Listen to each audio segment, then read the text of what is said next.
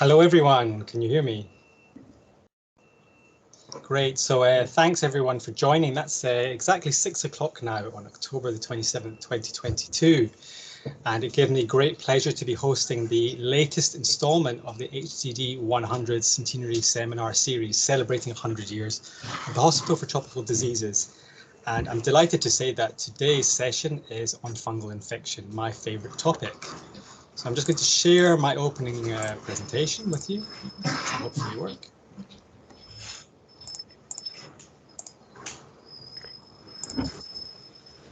I hope you can all see that title page. Okay, great. So my name is Neil Stone. I'm one of the consultants in infectious diseases and microbiology at UCLH and Hospital for Tropical Diseases. And my favorite topic is fungal infection, which I'm delighted to say is the focus of today's session. So we've got a lot to get through in the next hour. So this is the program coming up today. We've got 1 hour. So I'm going to give you an introduction into why fungal infections are important. And hopefully those of you either watching or signed up to watch the recording are already convinced of that. But I'm going to try to convince you even more that fungi are important. And I'm also going to tell you about what we do at the HTD with regards to fungal infection. Then we're going to move on to a couple of cases we've seen recently, which hopefully will be of interest to you. I'll present one of them, and another will be one of my consultant colleagues, Dr. Abhishek, also from the HTD, who will talk about an interesting fungal infection. That will be followed by a talk from another HTD consultant colleague, Dr. Joseph Jarvis, who is a world-leading authority on the research and management of cryptococcal meningitis, and he's going to update us on the tremendous advances he's contributed to. And then if we can just take questions at the end, so if you can put the questions in the chat, and one of my colleagues, Phil Gothard, I think is there, if you could scan the questions and maybe field some of the questions at the end. So thank you for joining. We've got a lot to get through, so I'm going to just move straight on and start. I just want to make sure anyone who's not speaking can just be on mute, please, so we don't have background noise. Okay, so I'm going to just introduce the session by trying to tell you why I think fungi matter. Then a little bit about what we do here at the HTD to manage fungi, some of the emerging and future challenges that are happening in the world of fungi, and some future directions and what the future holds for the management and diagnosis and research of fungal disease. So I have to start every talk with these obligatory jokes. People often think I must be extremely boring to be involved in fungal infection, but those people who know me will know I'm actually quite a fun guy.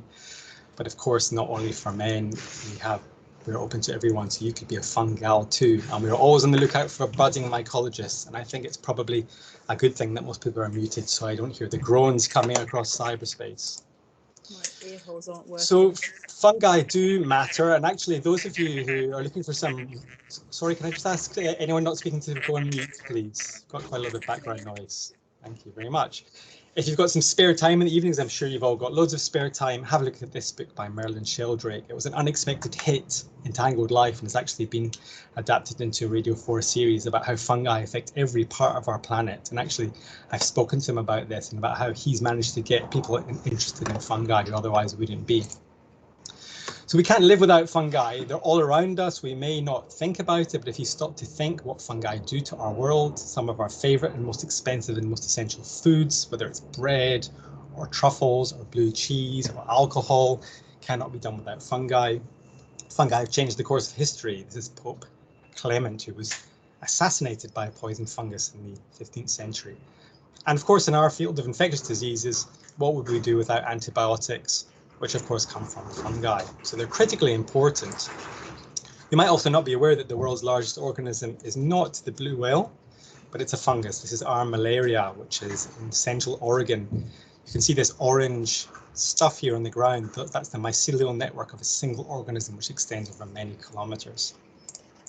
So fungi are fascinating and important, but despite that, whenever you mention fungal disease, the first thing we think of is this, basically athlete's foot, something trivial, unimportant, unexciting that nobody cares about. And that's something I'm trying to challenge, and hopefully you will too. Because we know that fungi actually can cause devastating, horrific, disfiguring, life-threatening infections, such as this poor lady with mucormycosis. Fungi are deadly. It's estimated they cause about 1.5 million deaths every year. That's comparable to TB, even though these are slightly outdated figures, and certainly more than malaria, but attract a fraction of the funding and interest of those better known infectious diseases. And the global burden of fungal infection is really remarkable if you think about it. So if we do think about the superficial mycosis that I've shown you an example of, it's estimated that perhaps up to a quarter of the world's population might be suffering from these at any one time, running into the billions of cases. And then if we focus more on the invasive fungal infections, we're talking about hundreds of thousands of deaths every year. But despite that, it remains seen as something niche and strange and unimportant. But we don't see it that way at the HTD, and I certainly don't see it that way. We know that fungi are important, and we offer a range of services here to tackle this important group of infections. So we're in a unique position here at the HTD where fungal infections are interesting because they affect the opposite ends of the spectrum of society. So they affect the richest, and by the richest, I mean the richest countries such as ours. We still, for now, are one of the richer countries in the world. They affect patients receiving the most modern, up-to-date, and most immunosuppressive treatments, for example, CAR T-cell therapy, which we do here. This is our gleaming new centre at the Grafton Way building, just next door to where I am now, with state-of-the-art hematological oncological therapies. But of course, these patients run into trouble with infections like mucormycosis here on the right from a recent case we had. And of course, fungal infections affect the very poorest people in the world. Those described as living at the end of the road, the most neglected, vulnerable, forgotten and economically deprived people in the world who are affected by infections such as the mycetoma, which is something, again, we're traditionally and historically interested in at the HTD, treating underserved populations. And of course, travellers get invasive fungal infections, and this is actually in the news just this week. So some of you may know the explorer Levison Wood, who's done adventure programs and has walked the length of the Nile. He actually came into contact with HTD, and this is all with his consent, I should say, and he actually got histoplasmosis. And he consented to talking about this in the media just this week, and I was interviewed to talk about fungal infection. So really, there is more awareness now that these are important infections that affect a range of people and are common. So what do we do at the HTD? Well, I've just literally come this afternoon from our weekly complex fungal infection clinic, which happens on a Thursday afternoon. We see a range of complex fungal infections, including histoplasma, coccidiomycosis, aspergillosis, of course, cryptococcal, drug-resistant dermatophytosis, cyanidiocandidiasis, as well as a range of rarer molds such as scedosporiosis and lamentosporiasis, which are an increasing problem, and with our links with the hemato-oncology service are increasing as a problem. So this has been established by myself and colleagues within the last 3 years and is growing every year. We're represented in a number of MDTs, so I think you'll all accept that MDT working is critically important, and we have good representation at a number of MDTs across our trust and beyond. So we have a complex lung infection MDT, which is commonly involves many cases of fungal infection. We have a mycetoma MDT, which we have with radiologists and orthopedic surgeons, and I inherited that actually from Professor Chiodini, who many of you will know, who recently retired, and despite being a parasitologist, took on that, but I've now inherited that from him. We have a national HLH MDT, which I attend, and often patients have either underlying or secondary fungal infections. One of my core tasks really is liaising, as I've already mentioned, with our hemato-oncology colleagues. And of course, fungal infection is critically important in that patient group. And a newer collaboration we have now is with Moorfields Eye Hospital, where we now provide the microbiology service and infection liaison advice. And you'll hear a bit more about that later on. So a range of services. We're backed up by one of the finest mycology laboratories in the United Kingdom. I would argue it's only second to the National Reference Centre in Bristol. This is through our partnership with the Health Services Laboratories at the Halo building in King's Cross. And we can order the full range of fungal diagnostics beyond the standard culture and sensitivity. I'd like to think we do everything with culture and sensitivity as it happens. But we have a range of molecular techniques, including Aspergillus PCR, something called the T2MR now, which I'll tell you about, dermatophyte PCR and 18S PCR, as well as drug level monitoring, antigen testing, including newly histoplasma antigen, and daily runs of the serum fungal biomarkers, BTD-glucan and galactomannan. And it's really, as I said, I think is unrivaled in a hospital diagnostic laboratory anywhere other really than the reference centre. This is just an example of a case we had recently of mucormycosis that our lab was able to diagnose from a theatre sample. This is a calcifluor stain, and the mycologists among you will know that this really does look like mucor with its thick aseptate hyphae with right angle branching. And so we got a quick diagnosis and got this patient onto treatment and actually, pleased to say, survived. We also attend the histopathology MDT, which is something which we're very proud of and have a long history of at the HTD. And we often see invasive fungal infections here from the same case. You can see, which is critically important in diagnosing invasive fungal infection, actual evidence of angioinvasion. So this is a blood vessel, and you can see the mucor invading through the blood vessel wall. As I mentioned, we do daily runs of BTD-glucan and galactomannan. This amazing picture is with reference to the BTD-glucan test, which is derived from the blue blood of the Atlantic horseshoe crab, which has a primitive immune system, which actually, not so primitive, is very reactogenic to fungal pathogens and forms the basis of this test, which we use increasingly. Cryptococcal meningitis is a long-standing interest of mine. It's what I studied my PhD on, and it's something we see increasing numbers of here, interestingly, in the non-HIV population these days. And we have Joe Jarvis, as I mentioned, who's one of our consultant colleagues here, who's at World Authority and is going to tell you more about that later in the programme. And this is, of course, the cryptococcal antigen test, which we have access to. Another antigen test I mentioned earlier was the histoplasma urinary antigen. So histoplasmosis, I've mentioned it already a couple of times, and it's an interest of mine because it's a common and often overlooked infection. And until very recently, there was nowhere in the UK which could test for this, pretty much, which seems remarkable for a high-income setting like ours. Although it's not endemic to our setting, being a tropical centre and being a place where we see a lot of international travel, it seemed like a real gap. And until recently, we were actually couriering samples to Indiana and the United States for this test. But recently, that very same lab has actually developed a urinary antigen lateral flow assay, which is point of care, and we can now offer that here at the HTD, and we're the first in the UK to do that. I should say, for those listening from other trusts, please don't send us your samples just yet, but do get in touch with your lab managers, and we should be able to set up service level agreements to do that in future. We also have some of the latest molecular techniques, as I've mentioned, including being the first lab in the UK to offer routinely the T2MR test. This is essentially a Candida PCR using magnetic resonance technology, and we are currently investigating and evaluating the best way to use this test. But again, something which we're really UK leading in terms of offering this test. So what are the emerging challenges going forward? So fungal infections are not going away. They're only getting more common. We're seeing emerging species which we've not seen before. Geographic expansion, which may well be due to climate change. And of course, antifungal resistance, which must not be overlooked in the struggle against antimicrobial resistance. So an example of a new species, Emergomyces, appropriately named because it emerged in the late 90s. It's a dimorphic fungus similar to histoplasma, which was initially discovered in South Africa, but it's been found increasingly all over the world.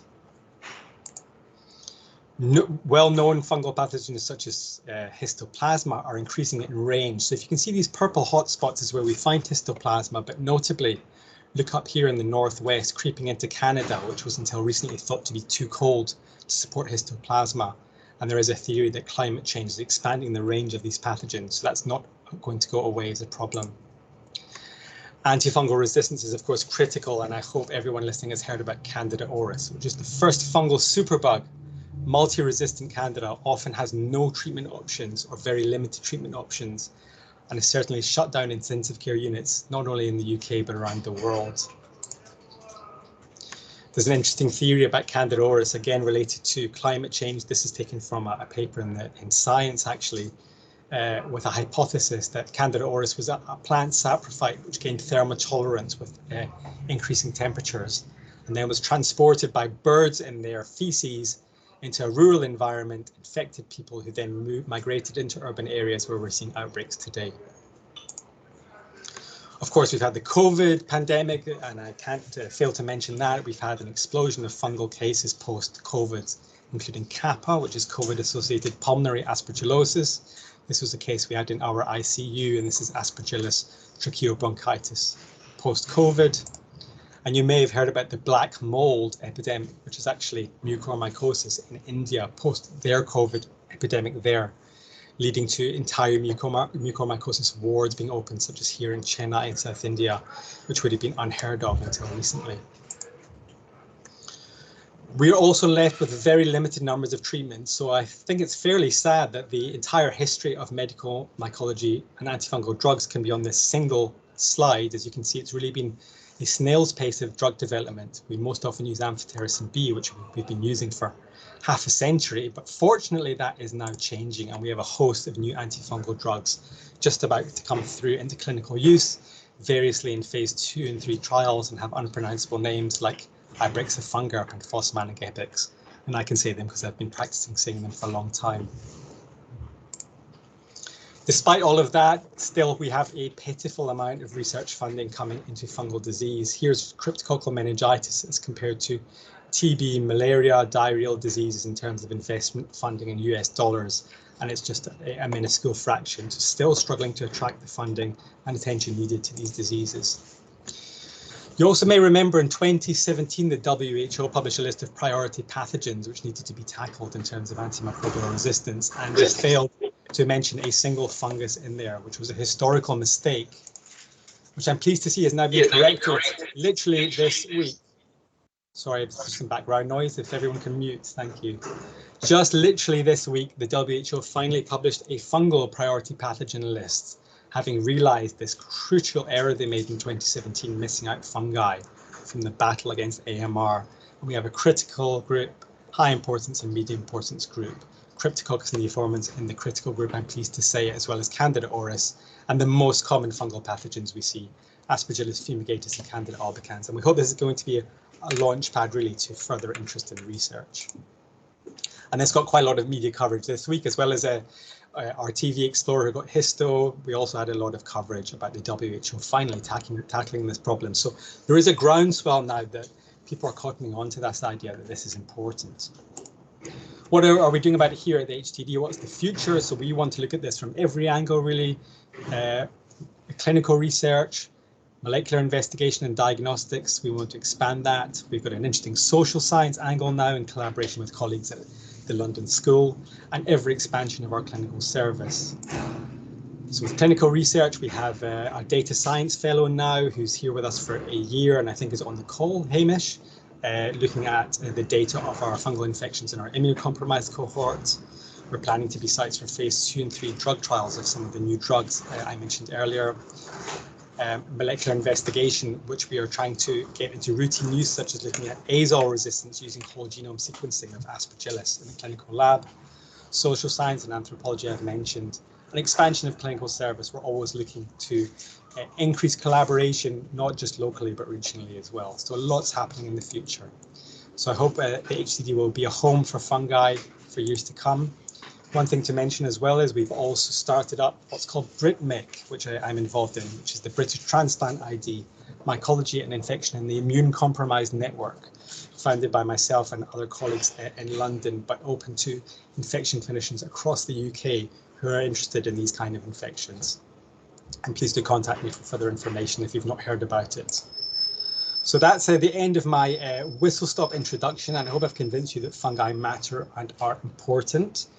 And next we are going to move on to a couple of clinical cases. And first up is my colleague, Dr. Abhishek Das, with the first case. I'll just try and stop sharing and pass over to Abby. I can do that, one moment. Great. Over to you, Abby. Great, thank you very much. Can you hear me? Can everyone hear me? Lovely. Yeah. Okay, lovely. Thanks very much. My name's Abby Das, and I'm a consultant in infectious disease and microbiology. And today I'm going to talk to you about a case which showcases our collaboration with Moorfields Eye Hospital, and it's entitled a bamboo-zling eye infection. So We work very closely with Moorfields, and as Neil mentioned, that a number of their clinical samples now come to our laboratory, which is in the Halo building just opposite King's Cross Hospital, King's Cross station. And through this, we receive a number of results through the microbiology department, and we have to make sense of them and provide clinical context and feed them back to the Moorfields clinicians. And through this service, what we found is there have been a number of complex infections we've had to manage together, including fungal keratomycosis, pitheosis, and non-tuberculous mycobacterial endophthalmitis. And I'm going to present one of these cases here today. So I'll start with a very brief case vignette.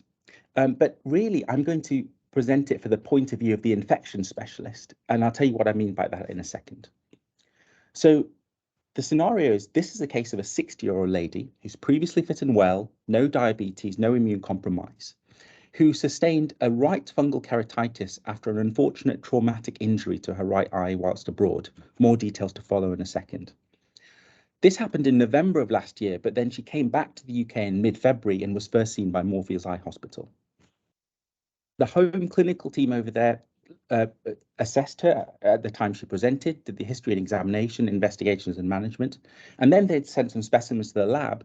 And then really it's at that point that we became aware of this patient by having a look at the microbiology result. So I'll start at this side of the story, but then I'll loop back to the initial presenting complaint as we go along. So as infection clinicians, we look through a lot of results and we authorize a lot of results as we go through. And this is what came across at this particular sort of Friday afternoon. There was a results form which said that we are sending you a right eye anterior chamber aqueous humor fluid, so an aqueous humor tap, and it's a query fungal infection. And as is the protocol for Moorfields, we often receive plates and broth. And if there's enough fluid left, we also get a bit in a tube for some PCR. And given this clinical history, we were interested to see what cultures might show. But initially, there wasn't anything too exciting. There was some mixed coagulase negative staphylococci coming up. But eventually, by about day 10, it started to culture something on the Sabarad agar plate, which cultures fungi. But we couldn't identify this initially. But as Neil mentioned, we have a number of molecular techniques at our disposal, one of which is 18S PCR. And I'm just going to take you through in one slide what 18S PCR is in a very basic way. So you have bacteria, which are prokaryotes, and you have fungi, which are eukaryotes. And because they're eukaryotes, they have a cell membrane, and within that they have several organelles, one of which is a ribosome. Ribosomes are made up of two things, a ribosomal protein and ribosomal RNA. And the ribosomal RNA, one of those is called an 18S rRNA. Now, if I bring your attention to the bottom of the slide where I've got this cartoon, this shows you the structure of the 18S rRNA gene. And what I just want to point out is there are white areas in the gene, which are conserved regions, so they're same across several different fungi. And then there are purple areas, which are hypervariable regions. And these are distinct to the fungi, and they provide really the molecular fingerprint to tell you what the fungus is. So if you design some PCR primers that could sequence a region of the 18S gene or the entire gene itself, as long as it contains some of the hypervariable regions, you could put it through the sequencer and hopefully it should give you an ID of the fungus. And sometimes what happens is you press the play button and you get an ID, but you don't quite understand the result. So the ID in this situation was Neodaytonia subglobosa. And that promptly started some head scratching, my head, and this is illustrated by my children here. So what do we do as a result like this? Is it environmental rubbish? Is it something significant? Well, it really depends on the history. So we could just call Moorfields at this point, but it's always good just to look at the background information first. So the first thing you do, as anyone would, is you go on Google and you go on ProMed Mail to see if there are any cases of human infection associated with this, and we couldn't find anything. However, with a bit of lateral thinking, we were able to look at other sources, such as the Kew Gardens Fungarium resource. And sure enough, there was a lead there that Neodaytonia subglobosa was associated as a pathogen, but mainly with plants, so with bamboo material, bamboo trees and wooded plants. When we look further into that, it's a member of the Botryosphaeraceae fungal family. And it lives on certain plants such as this thorny bamboo, which is found in certain parts of the world, including Southeast Asia, where it's either native or introduced. But this still doesn't tell us whether it's significant in this case of possible fungal keratitis. But interestingly, there is a single case report published in Cornea in 1991, which did describe a case of Spheropsis subglobosa, which is the same as Neodytonia subglobosa, keratomycosis. And I just bring your attention to one sentence in the abstract, which is, infection followed corneal injury by a frayed bamboo cane with implantation of its splinters. So certainly through direct inoculation, there is at least one case where it is thought to be significant. So now, with this in mind, we went back to the Moorfields consultant and we had a chat about the history. And what it turns out is that this is a lady who had been on holiday in Vietnam. And in November of that year, she had been hiking through a sort of a bush area, and her husband's T-shirt got stuck on a thorn. She went to release the T-shirt from the thorn, and then unfortunately, it went back and directly inoculated her right eye. So certainly, this is a picture of a history that might be significant with this pathogen. Locally, she was referred to Ho Chi Minh City, a hospital there, where they initially thought it could be bacterial endophthalmitis. And she was treated with a stitch into her cornea, and also she received some topical and oral treatment. However, over the next month or so, her symptoms didn't improve. And in January, she went back to the same hospital and now received 5 lots of intravitreal injections with vancomycin and ceftazidime, again for a presumed bacterial endophthalmitis. A biopsy was taken in November, but there was no growth at the time. And then shortly after a part of the lockdown there, she returned to the UK in February 2022.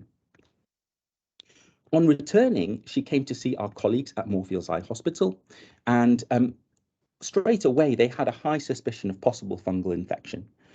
And so what they did was they irrigated the anterior chamber, and after sending a sample, they injected voriconazole into the anterior chamber and also started some topical and oral treatments.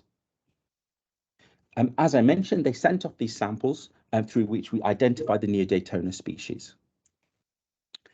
And subsequent to that, we continued conversation with them and suggested further aqueous washes, which they did, and injected further amphotericin this time.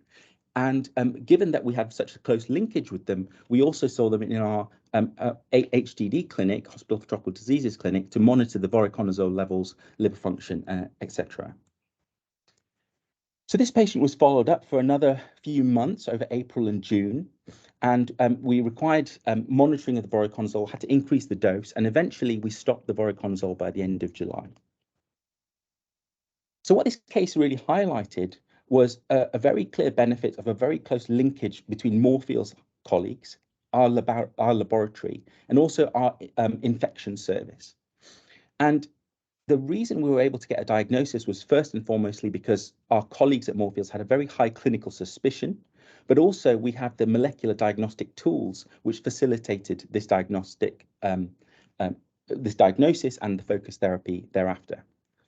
Unfortunately, because there was quite a delay between the time that our patient initially had the traumatic injury and then came to the UK, which was about 3 months, a lot of the damage was probably already done. There was disorganization of the anterior chamber, which led to high intraocular pressures and irreversible damage to the ocular nerve. So the ceiling of treatment benefit that we could achieve was probably limited. But our service is, had we been able to see her a bit earlier, it's likely would have been able to bring about a better outcome.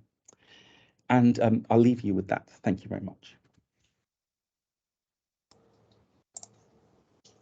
Fantastic case. Thank you very much, Abby, and very well presented there. Thanks. So we've got a few questions in the chat, which we'll take at the end. So time is marching on. I've got one more quick case I'd like to share with you, and then we're handing off to Joe Jarvis. So I will just try and share my screen again.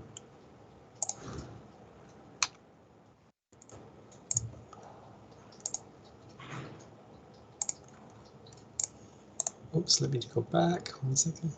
Hopefully everyone can see that. Great. Okay, so the title of this case, which might be a giveaway for some of you already, is that this is about a mould in the cold and a yeast in the beasts.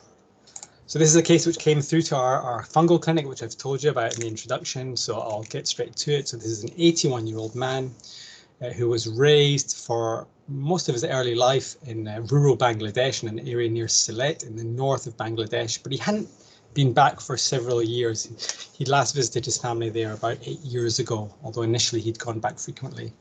He was a man in reasonable health, but he had a history of type 2 diabetes, which was not particularly well controlled. So essentially, he was someone who had been losing weight. He had iron deficiency anemia, and there was a concern he might have a malignancy. That was what his GP flagged up on seeing that initially. He was initially referred to gastroenterology because the anemia made the GP reasonably suspicious of a GI malignancy. So he was put on a 2-week wait pathway for that, and it was awaiting colonoscopy and imaging. And in the meantime, he felt continually weaker. And when his bloods were reviewed, he was found to have a low sodium, a high potassium, did have a normal cortisol, but a raised ACTH. On examination, and I should say that these photos are being shown with consent, as he had quite marked pigmentation. So I hope you can appreciate along his ears, he had quite prominent darkening around the pinna, and also in his mucous membranes under the upper lip here and in his gums. So putting all that together, and those of you who remember your endocrinology would think that this would be quite suspicious of adrenal insufficiency. And he made his way to the endocrinologist who thought this was indeed the case, and started him on some steroid replacement therapy with almost immediate clinical improvement. He felt much better, less weak, and his biochemical abnormalities improved. But the question is, of course, what was going on here? What was the underlying diagnosis? And he went on to have some imaging with a PET-CT. And I hope you can appreciate here that the adrenals light up bilaterally quite markedly. Now, if you ask most doctors what's going on here, they'd think it's probably a malignancy. If you ask most infection doctors what they think is going on here, they'd probably say tuberculosis. In fact, he went on to have a biopsy which showed this, and I hope you can appreciate on the adrenal biopsy that this is not tuberculosis, but these are clearly yeast forms. So they're fairly nondescript ovoid yeasts, which have narrow-based budding and no capsule. This is on the PAS stain where you can see these organisms here clearly as well. So putting all that together, given the fact this was in the adrenals and the appearance of the stain, this was most likely to be adrenal histoplasmosis.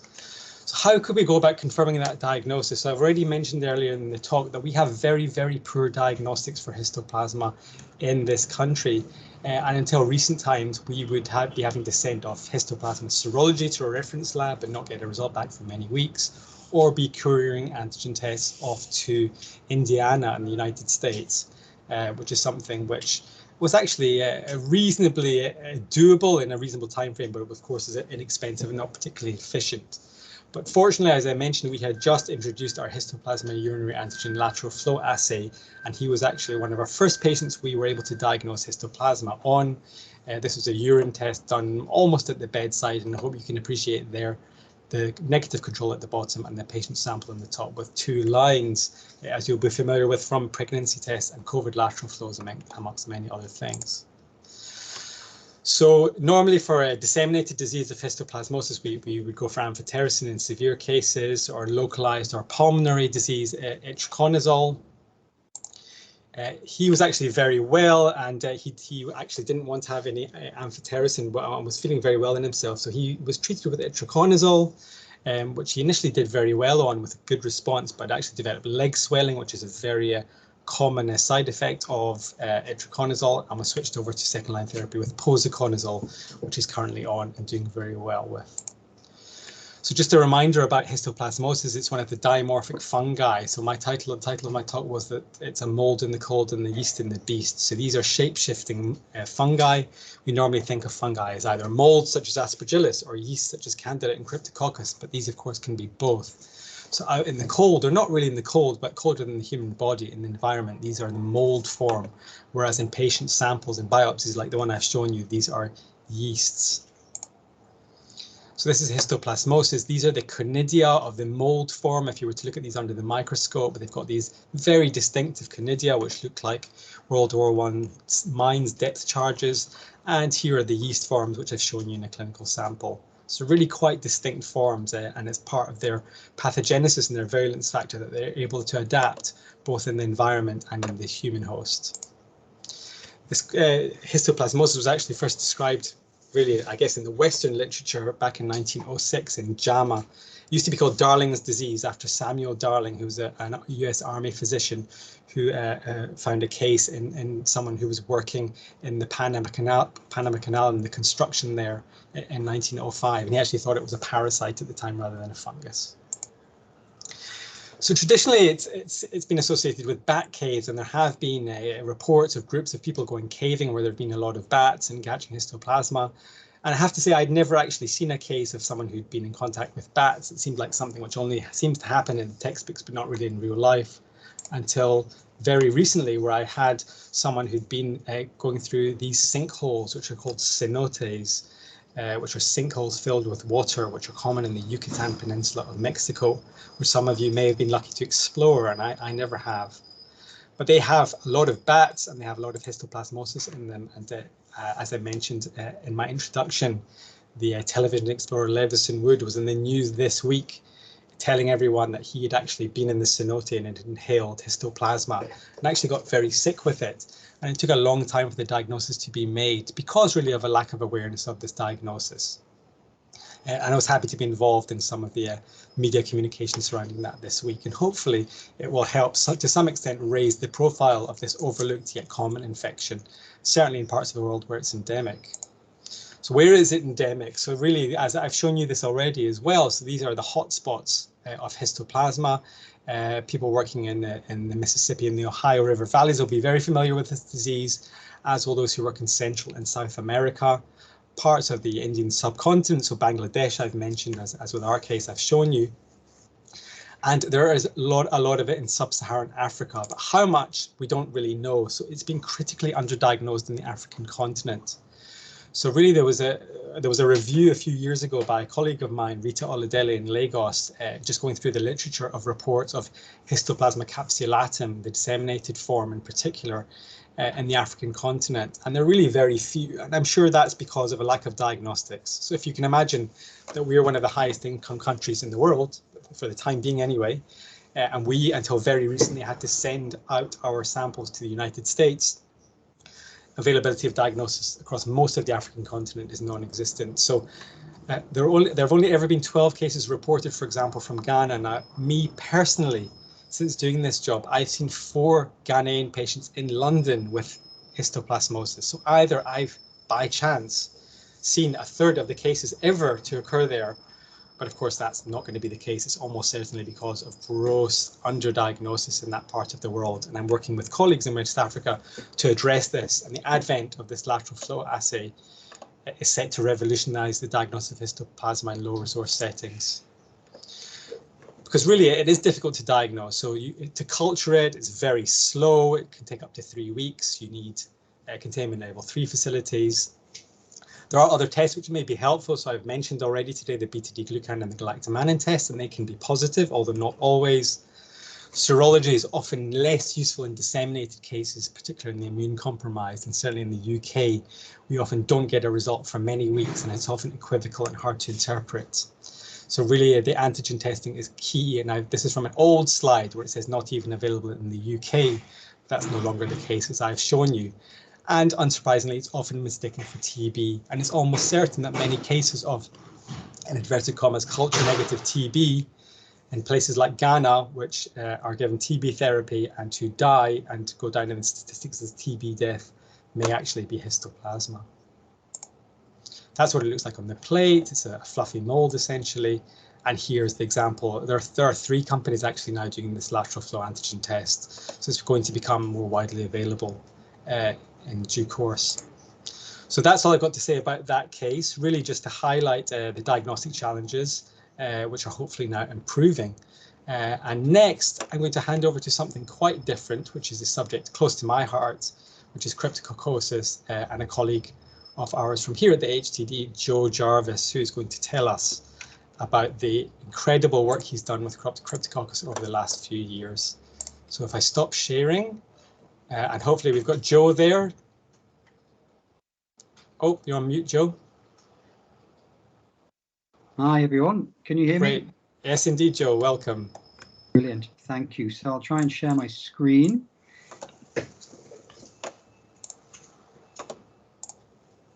Right. Good. Can you see the slides okay? Yes, we can. Great. Good. Well, thank you very much for asking me to talk. I think I've got about 10 minutes to quickly run through advances in treatment of cryptococcal meningitis, which is based on a program of research that I've been running for almost the last 15 years now. So I'm presenting the findings of studies which have been performed by a very large consortium of colleagues and investigators from across Southern and East Africa and Europe, whose very hard work during the last 5 years in particularly challenging circumstances during the past 2 have made all of this possible, and too many people to thank individually, but they're all listed here.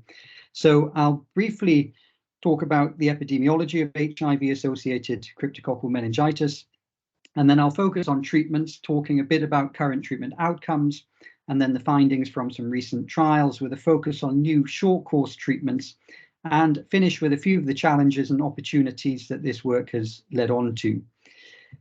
So there's been huge progress in the public health response to the HIV pandemic over the past 2 decades, but we still face significant challenges. UNAIDS estimate that there were 650,000 deaths due to AIDS in 2021. That's 1 life lost every minute of the year. And based on current trends, we'll be far from our target of ending AIDS deaths by 2030. Nearly all of these deaths occur in people with very advanced immune suppression. And despite widespread rollout of antiretroviral therapy, many people are still unable to access treatment until late in their disease course. And an increasing population are at risk of developing advanced HIV disease or AIDS after treatment failure due to difficulties engaging with treatment services and adhering to lifelong medication or the development of drug resistance. 3 types of opportunistic infections are responsible for the vast majority of AIDS-related deaths: invasive bacterial infections, tuberculosis, and cryptococcal meningitis. And cryptococcal meningitis, an infection that many outside the medical community may never have heard of, is responsible for almost 20% of all AIDS-related deaths globally. So effective strategies to tackle cryptococcal meningitis are essential in order to end AIDS-related deaths. So what is cryptococcal meningitis? Well, there's a picture here. It's a budding yeast. It's ubiquitous in the environment. We breathe in dried, desiccated yeast or bacillospores, and serological evidence suggests that we're nearly all exposed by the time we reach adulthood. But in the context of a functioning immune system, our alveolar macrophages will phagocytose cryptococcus and either clear it or wall it off in a granuloma. And it will sit there as a latent infection, not really causing any problems at all. However, if your T-cell mediated immunity starts to break down for any reason, this infection can reactivate. It can disseminate from the lungs into the bloodstream, and it has a predilection for the central nervous system, where it causes a devastating meningoencephalitis. And globally, HIV, of course, is by far the most common reason for people to have declines in their CD4 count, and remains the most important risk factor for this infection worldwide, although we do see it in the context of transplant patients and people receiving immunosuppressants for other reasons now.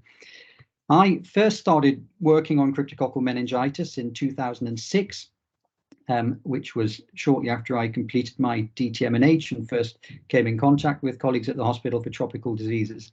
And at that time in South Africa, where I went to undertake my PhD training, the treatment of choice for cryptococcal meningitis, or the only treatment available for cryptococcal meningitis, was fluconazole, a tablet which was donated for free by Pfizer, easy to give, but unfortunately at conventional doses, treatment outcomes were terrible. So 96% 10-week mortality with fluconazole monotherapy. After a series of studies carried out by Nikki Longley and other colleagues in Uganda, looking at escalating the dose to 800, then 1200 milligrams, some slight improvements, but still in the region of 55 to 60% mortality at 10 weeks in clinical trial settings, and probably mortality in the region of 70 to 80% in routine care settings with this drug. So clearly not adequate. Something else had to be looked at. The drug that had been used in Europe and the States in the late 90s, when cryptococcal meningitis was a major problem in those settings, was amphotericin B deoxycholate, which is a much more fungicidal drug than fluconazole, which is basically fungistatic, and probably yields better treatment outcomes. However, it's a toxic and difficult to administer drug, very hard to give in resource-limited settings, where conventional therapy required 14 days of intravenous therapy, daily infusions of the drug over 4 hours. It can cause a thrombophlebitis. It leads to nosocomial sepsis in about 15% of patients.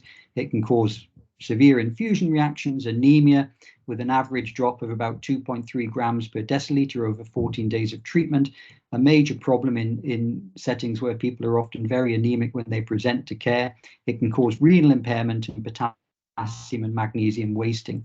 And of course, giving this in hospitals where there are very few nursing staff to administer intravenous medications, where you probably don't have reagents for your chemistry machine, if you've got one at all, is very, very challenging. So something had to be done to define safer treatments that are appropriate for low resource settings. One possibility was to give shorter courses of amphotericin B deoxycholate.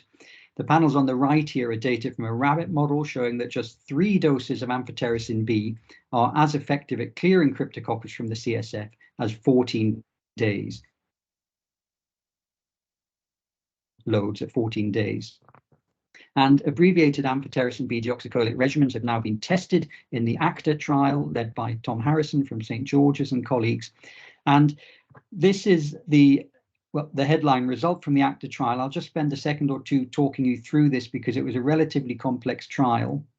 The main comparison was looking at standard 2-week courses of amphotericin B deoxycholate or abbreviated 1-week courses. But they also compared both 1- and 2-week regimens with either fluconazole as the partner drug or flucytosine as the partner drug. They also had a 5th arm, which was an all-oral regimen of fluconazole plus flucytosine. And in this trial, primary outcome was 10-week mortality. And in the red boxes there, you can see the headline result, which was the best performing treatment was 1 week of amphotericin B plus flucytosine, 24% mortality, compared to 38% mortality with 2 weeks of amphotericin B and flucytosine. So that seems in some ways a bit of a paradoxical result, but it's almost certainly because you were getting the maximal antifungicidal activity with the 1-week regimen, but you weren't seeing all of those drug-related toxicities and side effects, meaning that you didn't get mortality due to that, and you got the benefit of that fungicidal treatment. However, a note of caution, if you look to the left at 1 week of amphotericin B with fluconazole, you see a very high mortality of 49%.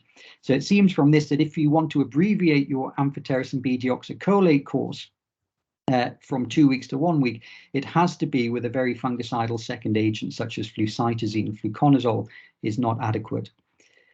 But what about liposomal amphotericin B? This is the drug that we would use in the UK for treatment of cryptococcal infection. In fact, we wouldn't use amphotericin B deoxycholate for anything anymore.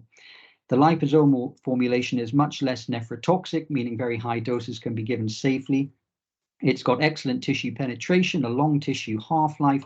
And we know from another infection, visceral leishmaniasis, that giving a single high dose, 10 milligram per kilogram on day 1, led to the same clearance of the pathogen as giving daily dosing of 3 milligrams per kilogram over 2 weeks.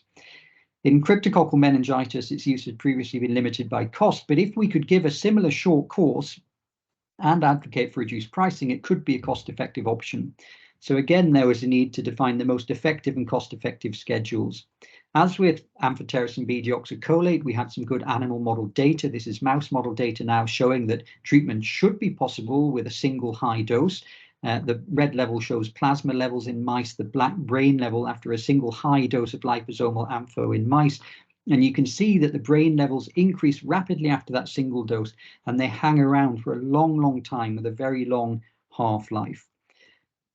We initially performed a phase 2 study using what we call early fungicidal activity or rate of clearance of Cryptococcus from the CSF as our primary endpoint, comparing a control arm of ambisome at 3 milligrams per kilogram per day for 14 days, the conventional dosing, versus a single 10 milligram per kilogram dose on day 1, 2 high doses, day 1 and day 3, or 3 high doses, day 1, day 3, and day 7, all given with high dose fluconazole.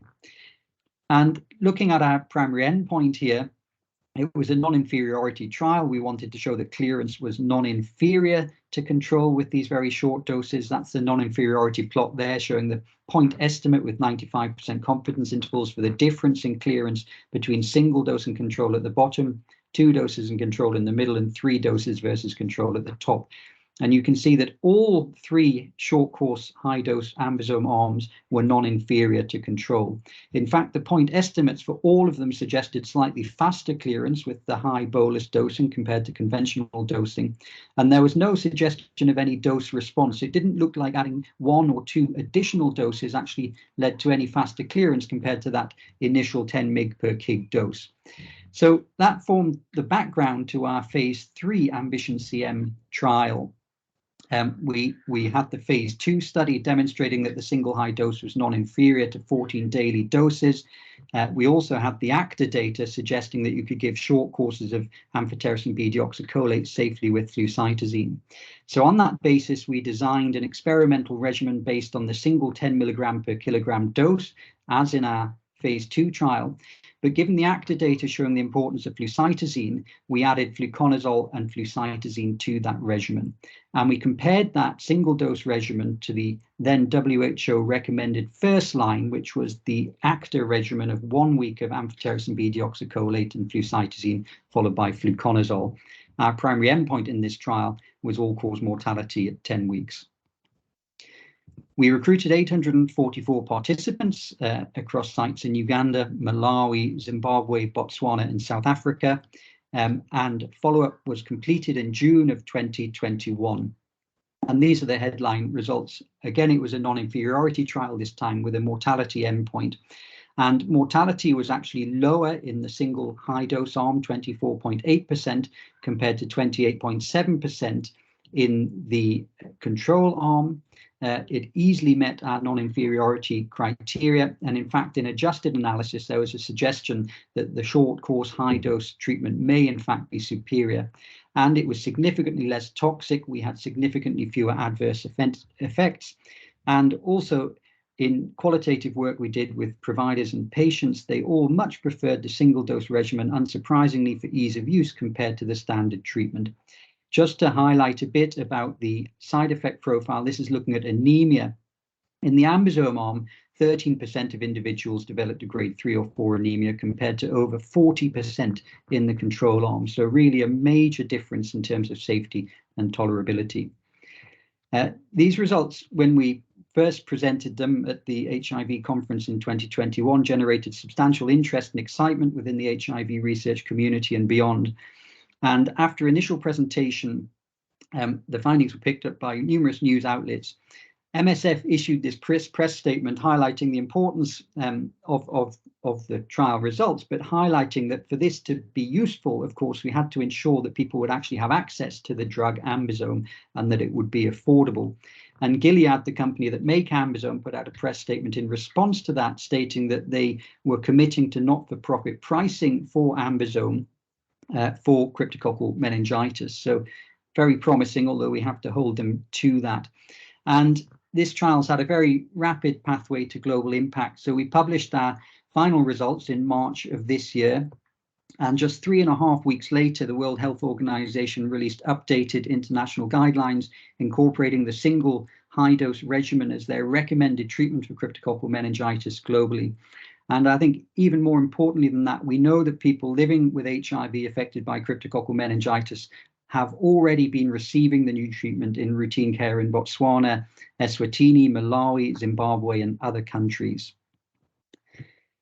The trial results have also led to a renewed focus on cryptococcal meningitis within the activist and advocacy community. This was at the AIDS conference in Montreal, the big HIV conference, where there was an invasion of the main stage during one of the talks with the activist community, really making the point that people are still dying of AIDS, that cryptococcal meningitis and other diseases are a major problem, and that access to the treatments for this, ambisome and flucytosine, are as important as access to other antiretroviral therapies.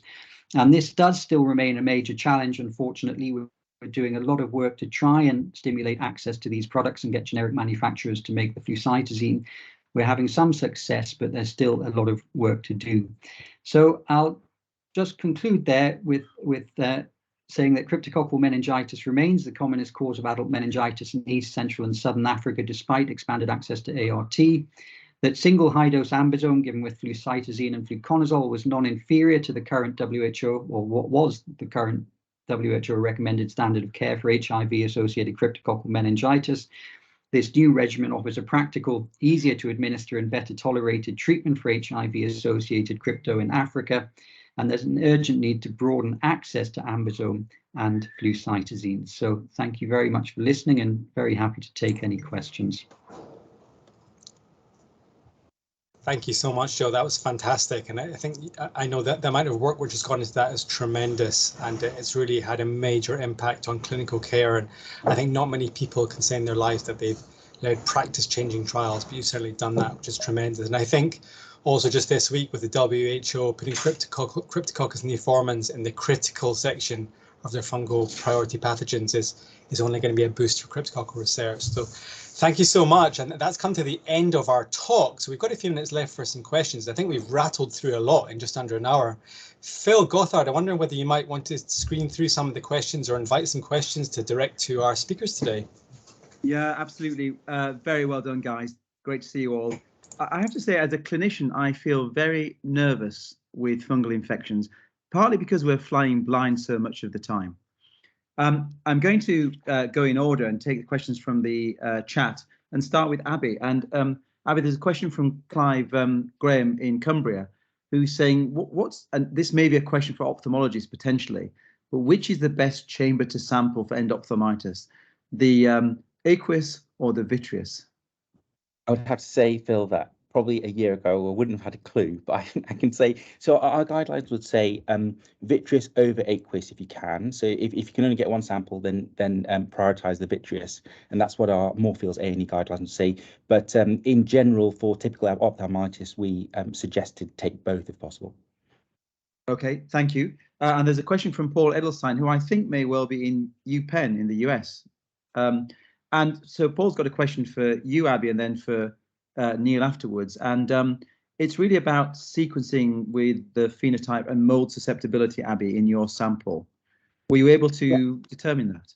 No, unfortunately, we weren't able to grow it to the sense that we get sensitivities.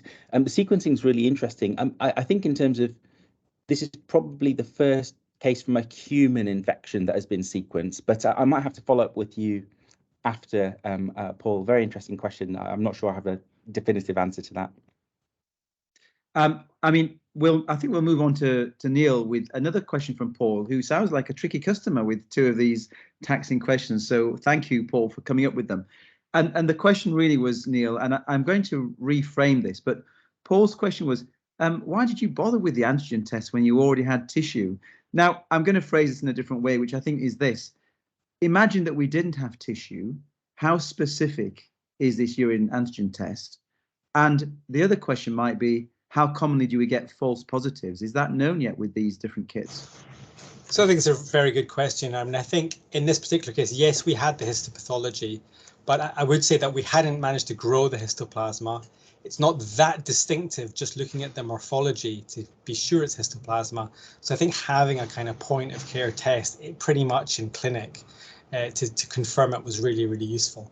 So in terms of sensitivity and specificity, so that's a very good question. Of course, is really, really important.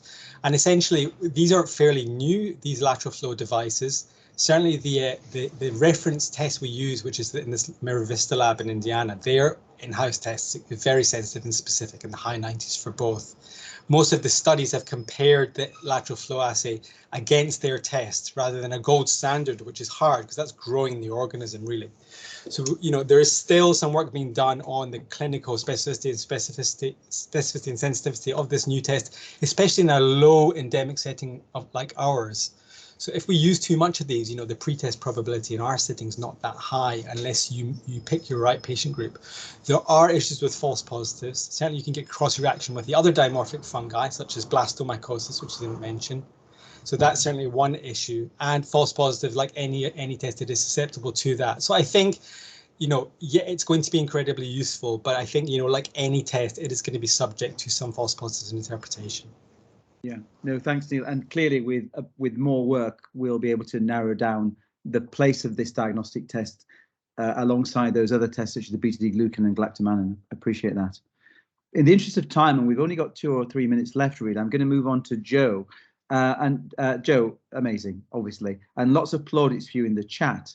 I'm going to ask you a question from James Grieg in Plymouth, and James is asking, so should we be using this regime everywhere in the world, or just where access is restricted? Well, yeah, so that's a very good question. I've got a couple of slides. Have I got time to show them, Phil? Yes, one of those slides, Joe. Because this question always comes up. So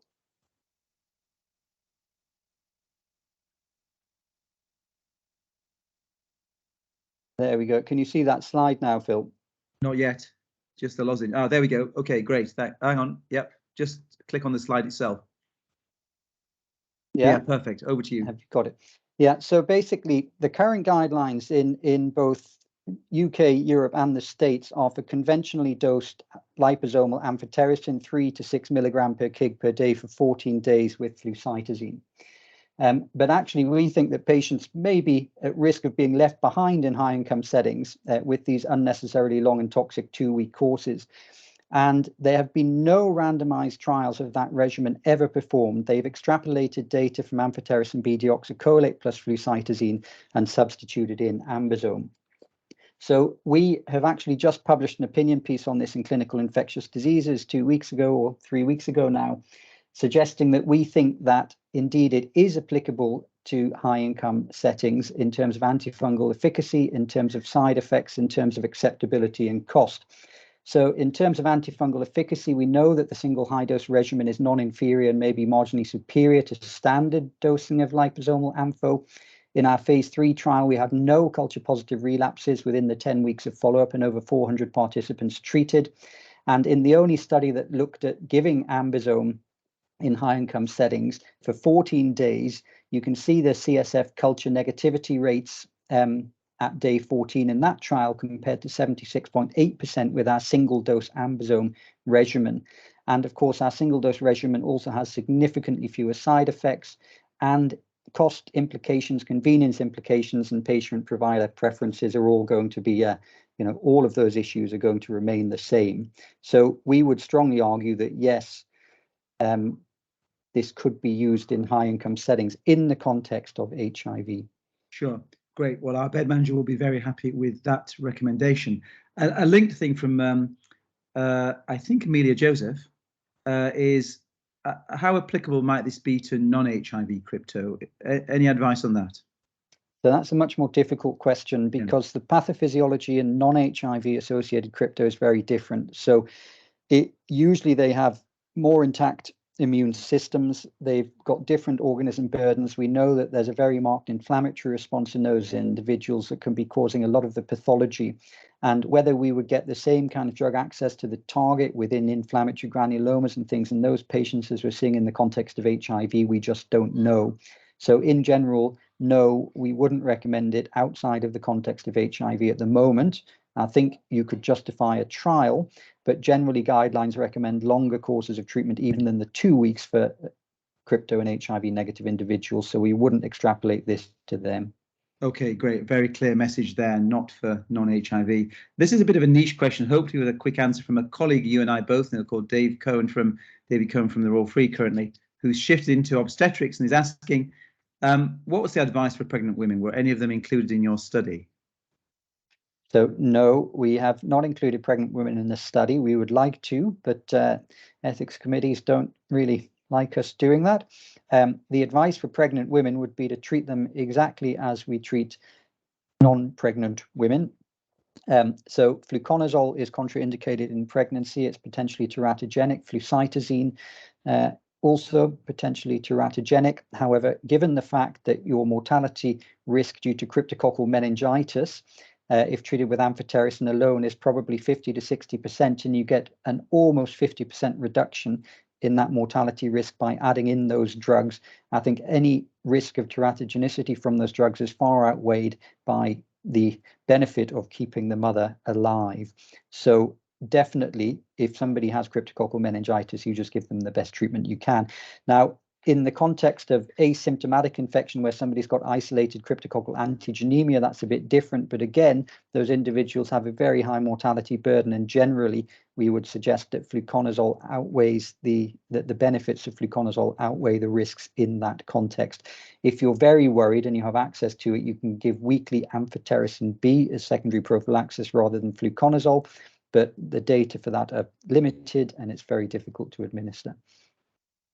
Thanks, Joe, and hopefully you'll be feeding into the RCOG guidelines if any such thing exists on this particular niche area. I'm going to ask you the last question because we're just past 7 o'clock, and it's a combination of questions both from Hamish Houston at UCH, but also from Nigel Nzvanga in Zimbabwe, and it's about it's an important question really about the availability of flucytosine, a second order question, but essential given that your study included flucytosine. Could you just say a bit about A, what you should do where it's not available, particularly in Zimbabwe, and B, how you're going to make it available? Yeah, so flucytosine is a really essential component of cryptococcal meningitis treatment. We know from the ACTA trial that giving flucytosine instead of fluconazole as a second agent, as I just said, led to an almost 50% relative reduction in mortality risk. So if you haven't got flucytosine, your only option is to give an amphotericin and fluconazole combination, but the results of that treatment are suboptimal. So we really need to push for flucytosine access. Now, there's been a large program of work trying to get flucytosine access across the African continent. Until recently, it wasn't registered in a single African country, and it was very expensive. But in the last few years alone, 2 generic manufacturers have come on to start making flucytosine. The cost has almost halved. It's now registered in South Africa, which is one of the kind of gateways to the African continent. And through a Unitaid Chai donation program, it's being made available in, I think, 6 African countries, including Zimbabwe, Botswana, Malawi, Uganda, I think Tanzania and Nigeria. And it's not universally accessible yet, but it's getting there. And countries can now request it through the Global Fund or through PEPFAR. Both have agreed that this is an essential medication commodity. So in some ways, it's on the countries to, push for this and request it. And then these external agencies will fund it along with other HIV commodities. So work to do, but we're making progress. Thank you. I'm sorry, everyone, that we've come to the end of the session. It's been fascinating. I really feel very ignorant when it comes to fungi. And having people like Neil and Abby here at home exploring the frontiers of really what sounds like a very important and growing epidemic, particularly with our immunosuppressed populations in the developed world, but also with Joe creating robust research overseas, I think combines what is the best of what was the old HTD and solid research overseas with the modern HTV, which is driving forward care for our patients here in London and beyond. So I'd like to thank everyone for taking part. I was going to say the 3 speakers will be available in the bar afterwards for a conversation, but sadly we are online. So thanks everyone for joining this centenary meeting, and there'll be another one in a month's time. Take care. Thank you very much. Thanks everyone for joining, and the recording is available for those who missed it. Thank you very much. Bye everyone. Bye everybody. Bye.